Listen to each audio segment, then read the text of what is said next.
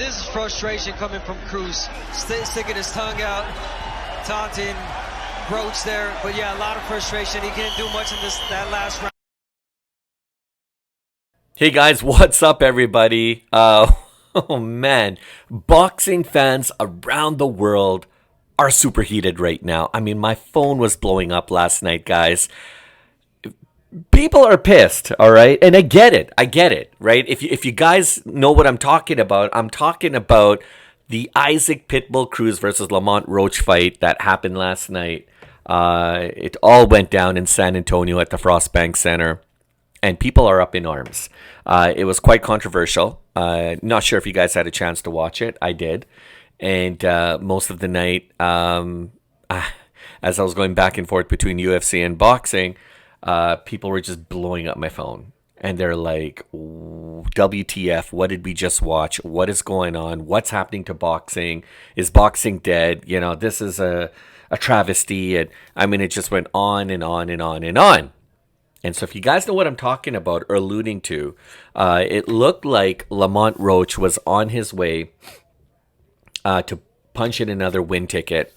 But what ended up happening was he ended up with a draw. Yet again, another one, guys. We'll get into a little bit more about this, and this is not to take away from Pitbull Cruz.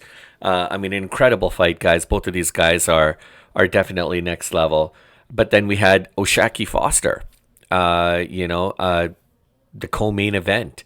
And it was pure masterclass, guys, as he defeated Stephen Fulton. And that was by unanimous decision. Anyways, guys, it was, we'll get into it. I also wanted to talk a little bit about UFC, but I'm going to keep that separate in another video. So today I'm doing two videos. This one is going to be coming, this one that you're watching obviously was the first video, and then another video will be coming out later this evening about what happened at UFC 323. Stunning, shocking victory. We'll get into that a little bit more with Petr Yan and Merab Dvalishvili. What an incredible fight, guys. Actually, a lot of that card was just absolutely incredible. So many good fights. And but anyhow, we're going to talk boxing right now. We're going to stay focused. Guys, welcome back. Welcome to Duality 7X. I'm your host, Shiraz. And if you guys are new here, here's where we break down all the coolest, latest trending stories when it comes to the world of MMA, UFC, WWE, and of course the wild world of boxing. And when we break it down, guys, we're going to break it down. Even the controversial ones, like yesterday. Let's do it, guys. Look, here we got a little bit more of a laid-back, kind of an honest take, fight talk, kind of no filters type of format. So if you guys are into that, please smash the like and subscribe. And let's get it on, guys. Let's talk about this crazy night, guys. So yeah, if you guys had a chance to watch my video yesterday that I posted hours before the actual fight, you would have got my perspective on the fight itself and about the fighters, and I kind of highlighted some of the things to watch out for between Pitbull Cruz and Lamont Roach, and some of the advantages that these fighters have, some of the skill sets that they're going to bring to the table, and their styles and how they compare to one another.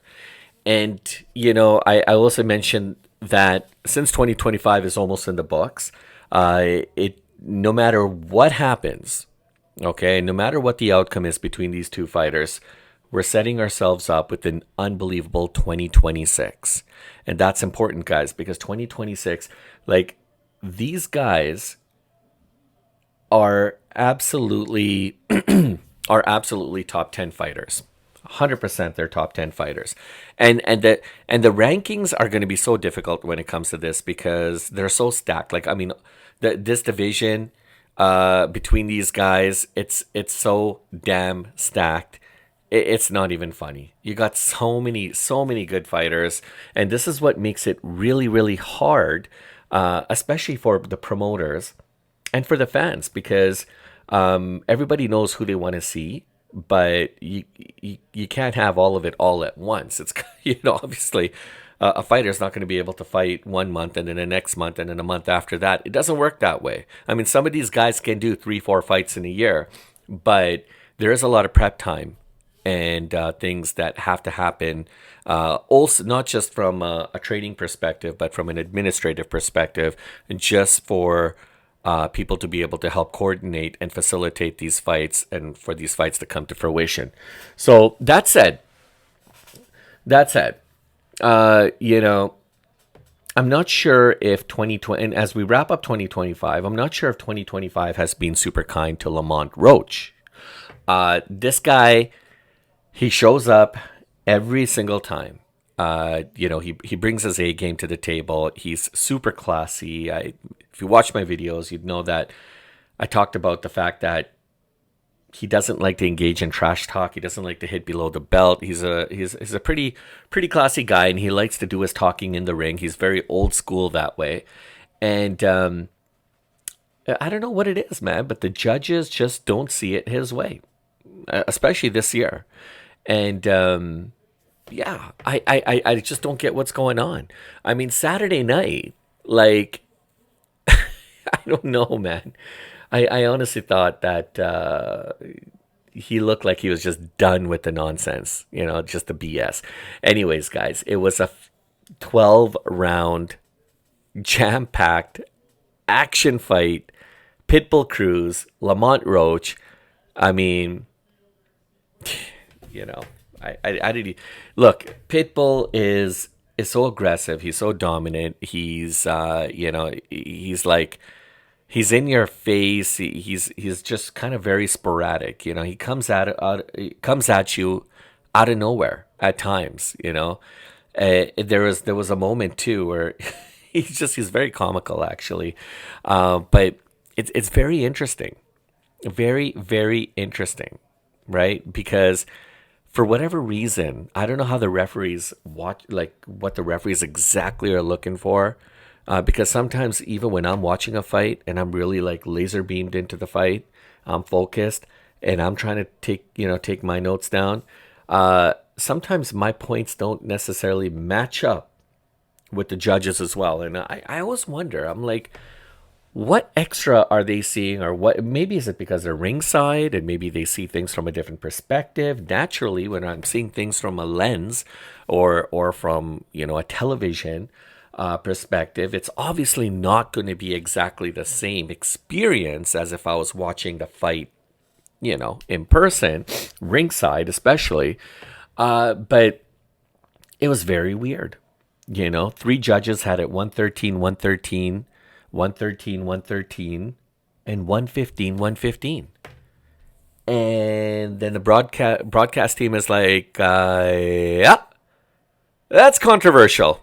No surprise.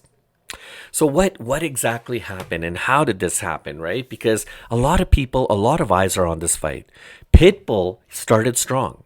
Okay, I told you guys, if you watch my video, if Pitbull wants to win this fight, he has to come out the aggressor. He has to come out the gate. He has to come out of the gate strong and just like, you know, really make a statement in the early rounds, right? And he did do just that. Like, I mean, he came out very strong out of the gates, heavy shots, a lot of pressure, even a knockdown, guys, in round 3. And I was like, holy smokes. Pitbull's on a trip, man. He's serious. He's you know, he's on a different level here, guys. And that was pure legit, guys. You know, that was just pure skill. And that I kind of expected Pitbull to come out like that. I didn't expect a knockdown, but I did expect him to come out the aggressor, to come out guns a-blazing right out of the gates. And that he did. Don't get me wrong. Roach stumbled. Glove touches the canvas, right? Very clean call. So, yeah, Cruz did get that one. But here's the thing. Roach, he's very meticulous. He's articulate. He's got that boxing IQ, right? And he knows how to gravitate in these kind of situations. All right? It's like being in extreme weather, right? You get hit with it. The snow, the rain, the sleet, the the winds, it hits your face and, you get stunned for a bit and then you start to regroup. You re-strategize. And that's exactly what Lamont Roach did. He started switching, moving on the back foot, okay? And he stopped going pound for pound. Like he stopped like getting into a slugfest with Cruz, because that was honestly, and I said this yesterday, that's going to be a mistake.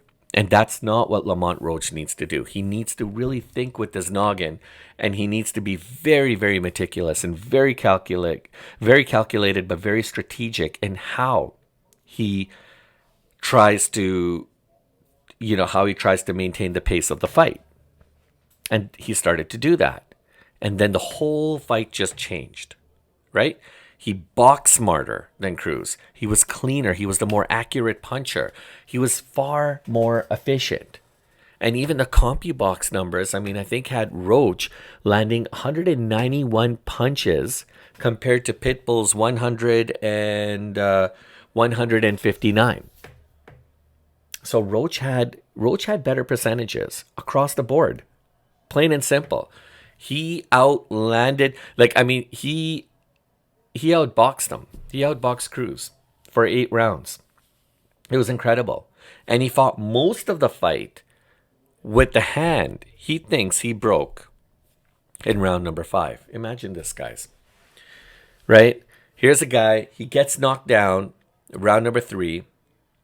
He realizes things are not going his way.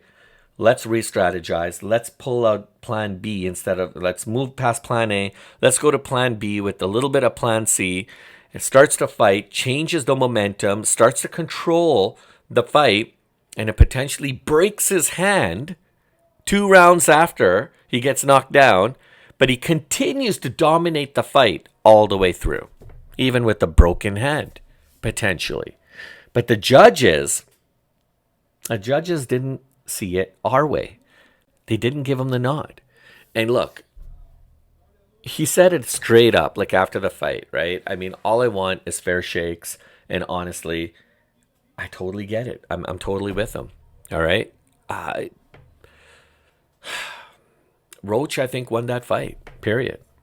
I this is not to undermine or take away from Pitbull's incredible, boxing achievement or how great of a fighter he is. No, he's great. He's such, both of these guys are so evenly, they're different in their comparisons, their styles, but they're so evenly matched at the same time.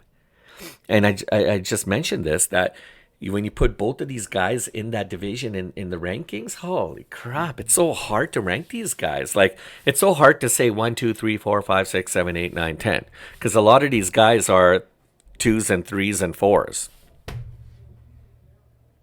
So, Pitbull had his moments, okay? He's a dangerous fighter. But Roach, I think, made the necessary adjustments that were needed. And he boxed beautifully. I told you guys, if you want to watch if you want to watch great boxing fight, like a boxing clinic, then watch this fight. I told you guys yesterday, right? And that's what you got. It was a beautiful fight, all right? And look, if this was anywhere else, he would have probably got the decision, but the crowd was loud, all right? Pitbull had the momentum, key moments, obviously, the circumstances surrounding everything. Judges obviously saw it his way, and, well, the judges. It is what it is. Judges judge, boxers box, fans react. It is what it is, guys. All right, I love Pitbull's style. I think he did what he was supposed to in the early rounds, and it was wild, right? He even, he headbutted, he hit low, and he got a point deducted, and that honestly, with that deduction, I seriously thought, yeah, for sure, Lamont's winning this one, right? Losing a point is a big deal. That makes all the difference. Really does, in most cases, in most fights. Bottom line is Roach fought smarter. He fought neater, and he fought a smarter match, right? If boxing has this credibility issue, they want to be more transparent, more accountable.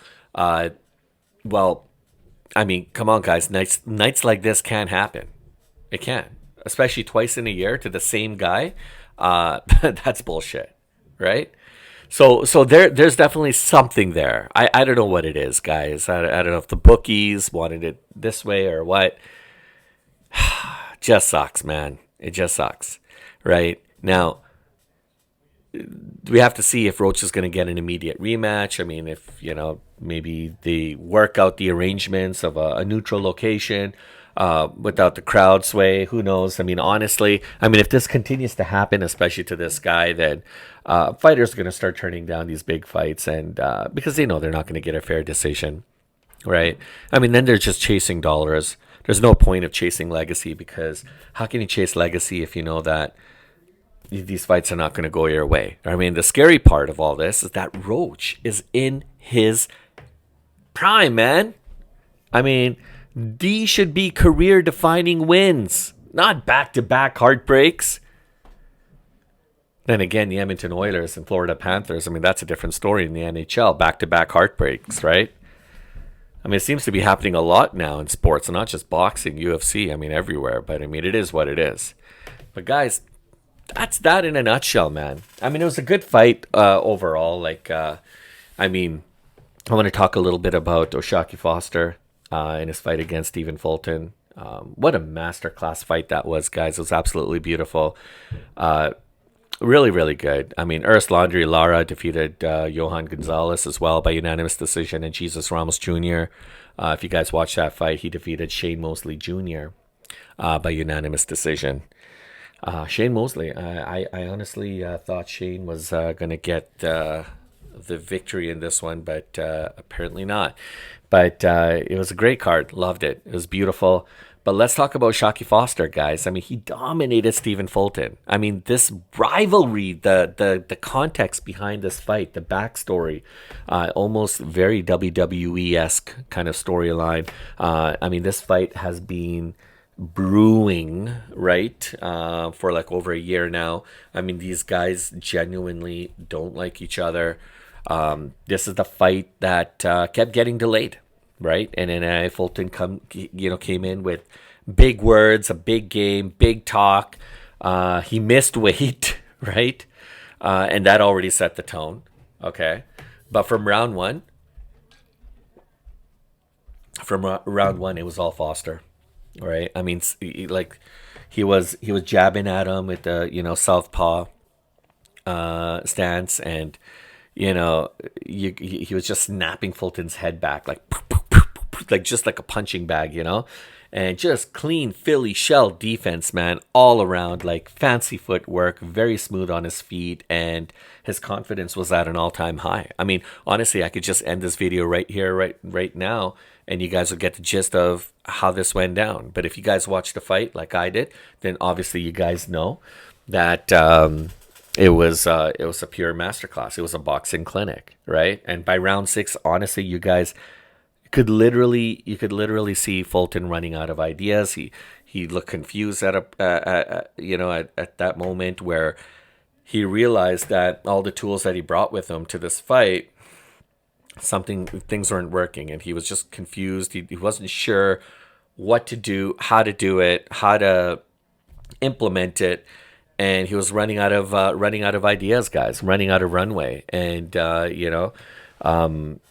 a few rounds later, in round number 9, it was beautiful, man. Like Foster just he just buckled his legs with a beautiful left hand shot. That, I mean, it was great. It was great to see it. I mean, what was not great is Fulton was bleeding excessively. I mean, spitting blood. I mean, his eyes were all bloodshot, swollen. But Foster, his face was clean as a fiddle, guys, and he was just super, super calm, like a cucumber. The judges had it 119-109, 118-110, and 117-111. It was pure domination. There was no rooms for what if. It wasn't a win by a point. It was a majority draw. Sorry, it was a majority draw. It was a unanimous decision. It was absolutely crazy and beautiful. I mean, the fight wasn't even close. Okay, the fight wasn't even close. You know, if it was like 113, 112, 115, 114, 115, 115, you know, it wasn't even like that. There was a huge difference, right? Between these fighters, and you could tell that Oshaki Foster's at a different level. You know, his training, the way he carried himself through the ring, and he just looked like, you know, I think he's really setting himself up for like a huge fight. And I think that's what I want to see, right? I mean, it's not even worth debating about whether this fight was close. I mean, hands down, I think we've already established that it wasn't. It wasn't even competitive. And again, that's not to undermine, like Stephen Fulton's capabilities as a boxer. I think he's a tremendous boxer, but he was just outclassed, outmaneuvered, outworked. And you can't do that in these kind of fights. So he's going to have to go back with his camp to the drawing board and to kind of rethink things a little bit as to what his next moves are going to be, right? Because everyone's going to talk about this one-sided affair that he had between Oshaki Foster, and it would be within his best interest to not repeat what happened, right? So Foster showed why he's the real problem child at 135 pounds. And to me, he might actually be the biggest threat to Shakur Stevenson. Now, if Shakur comes back down after fighting Teofimo, I mean, that could be it right there, guys. That could be it. I mean, the performance, honestly, was a statement. Sending a statement to the entire boxing community, to the entire boxing world, and to all the naysayers out there. Oshaki Foster is here. He's here to stay, and he wants the next challenge. Who's next, right? And so if it is going to be Shakur Stevenson, I mean, that jab against Shakur's, like, precision, man. I mean, look, Shakur's one of those guys. He's like a chess player. But Oshaki Foster, he's like a chess player as well too.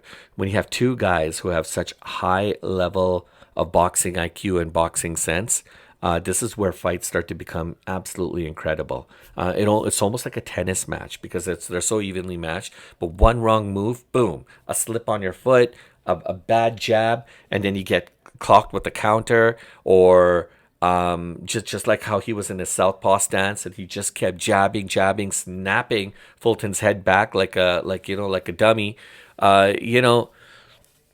There's so many things that a fighter can do to be able to help shift momentum. But in this case, it was all Foster all the way through, right? And so when it comes to Fulton, I mean, if he wants to stay at the heavier weights, then, I mean, I don't know. Does he ever get his bounce back? I'm not sure, man. But I mean, if Foster going back to him, if he wants to be the next breakout star, then yeah, I want to see that fight between him and Stevenson for sure, right? I mean, the skill set's definitely there. He's got the confidence, that's needed. It looks like not only his physical but his mental game is where it needs to be, and so he was coached and trained very, very well. And so I'm really excited about this young man and the future of what's to come. So I can't wait to watch him in his next fight. And so, I mean, as I wrap up, guys, it was a wild night. Definitely wild night overall. Roach honestly deserved better. And again, I mean, I think Pitbull will remain dangerous. I think he'll continue to do what he does, and like those early rounds is definitely his bread and butter. But the thing that he wants to avoid is getting sloppy, right? But Foster looked incredibly special. I was impressed, and I hope Roach can, I hope this doesn't affect his mental game, because it is a bit of a letdown, obviously, right? I mean, some people say he got robbed. I'm not going to go there, guys, honestly. But if you guys watch the fight, then you guys know. And I don't know, who do you want to see? Who do you want, like, what do you want to see with Roach next? Who do you want to see him fight? And then who do you want to see Oshaki Foster fight? Right? I mean, after this masterclass against Stephen Fulton, who's it going to be? Is it going to be Shakur Stevenson? I don't know. What do you guys think? Drop your thoughts and comments below. I read all of them, guys. If you enjoyed this breakdown, please smash the like and subscribe. Join us here on Duality 7X for more fight talk. Not boring, but amazing. Very wild, very incriminating, very controversial at times. But here we are. We cover all the latest, greatest when it comes to the world of MMA, UFC, WWE. And you know this already, but we try to cover it all. We do what we can. We'll definitely see you guys on the next one. Thank you so much for sticking around. Catch you later.